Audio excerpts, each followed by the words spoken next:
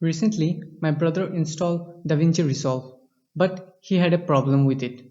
His laptop screen was covered with lots of green lines. He had the required specs to run the Davinci Resolve 19. I searched on YouTube and Google for the problem solution, but I got literally nothing. Hey guys, I am Adnan Hussain. Today's video, I will show you how to solve this Davinci Resolve green line issue. And without wasting any time, let's roll the video. So I visited lots of website and forum site and I found the real culprit, which is an old graphic driver. All the older graphics driver from this will cause this issue. So first check your graphic driver. First go to the search option and search device manager.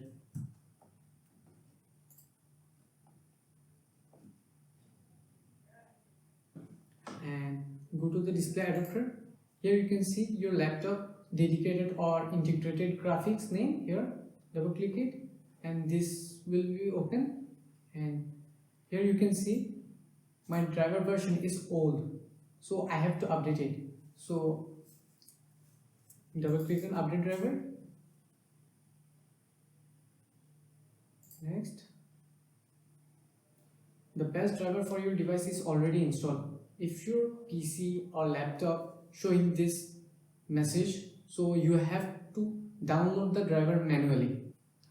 To download the driver, go to any browser on your PC, open a new tab. My brother's laptop is a Lenovo ThinkPad, so I am searching Lenovo support. And if you have different brands laptop or you have PC, then you can go to their service page, their brand service page, which is reliable, or you can go to the Intel website and search your graphics card name. If you have integrated graphics card or dedicated graphics card, search it. You can see the updated driver. My brother has a Lenovo ThinkPad laptop, so I am going to Lenovo official website to download the updated driver. Lenovo support, and I am clicking on the first link, MPC, click on detect product. All the Lenovo laptop, the process is same. It will automatically detect your laptop model and everything, and you have to go to the driver and software, and we will select the manual update.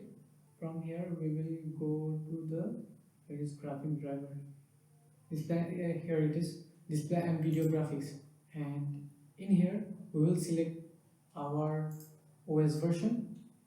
Mine is Windows 10 64-bit. You can see there is an update driver, and I'm gonna download this driver.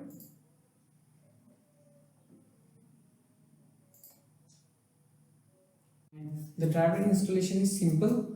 Just double click on the driver file and go to the install, and it's a simple installation. Install it. After install the driver, I recommend to restart your PC. Now you can see the problem is gone. If this video helpful to you, please subscribe and hit the like button, and peace.